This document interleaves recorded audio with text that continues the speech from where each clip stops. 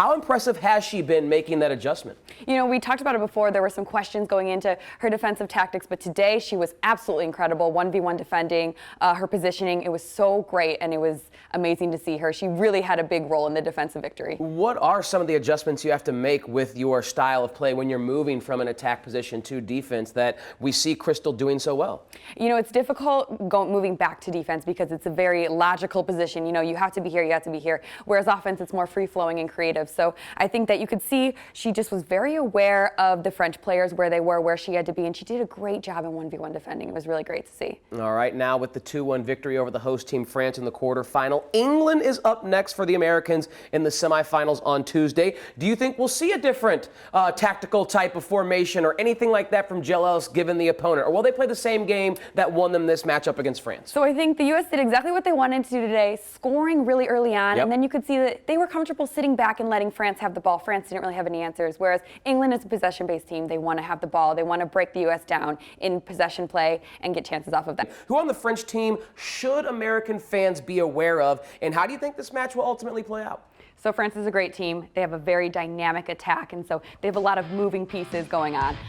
Set pieces, Wendy Renard, she's 6'2", she's incredible in set pieces, nearly unstoppable. I mean, her height definitely gives her an advantage. And then I would say that France's strikers, their pace will give the center backs in the U.S. some trouble as well. Okay, she scored that game-winning goal against England. What do you expect to see from her on Sunday?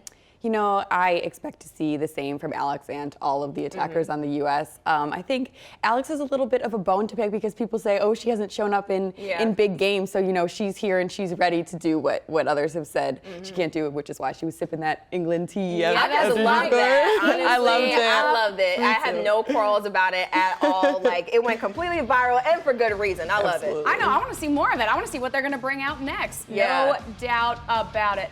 I mean, and look at that resume right there. I mean, how can anyone say anything, Sarah, when you look at what she's done?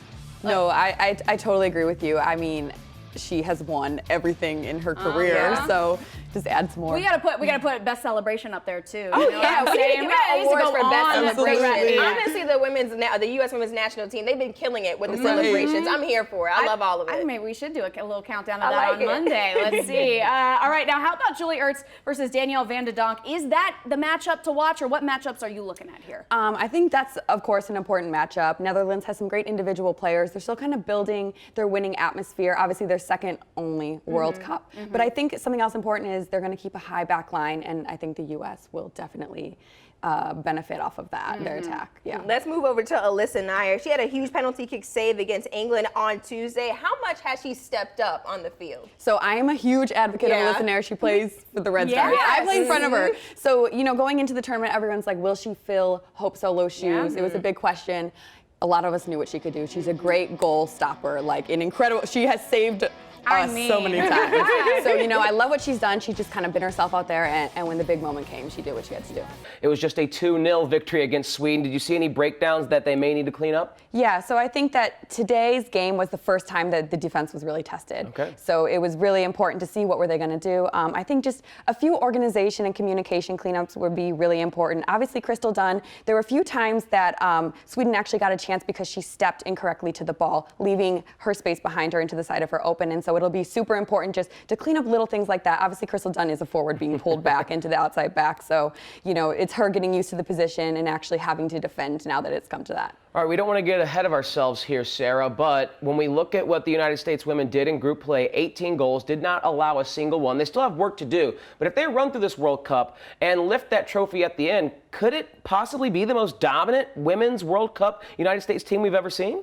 Yeah, I mean, if it continues to be as it's been, I don't think you can argue with that. I think this attack that the U.S. has is really amazing. It has so many, it's so diverse. You know, they have wingers, they have Alex Morgan making off-the-shoulder runs, and then their set pieces are incredible. So the attack, I think, already could be an argument, is this the best attack ever? Yeah. They put themselves in the spotlight because of politics, because of fashion, because of all these different things, and they can deal with the pressure. And I think that's such a great thing. All right, so we're talking about 1999, and some conversation has come up comparing that great team against this great team.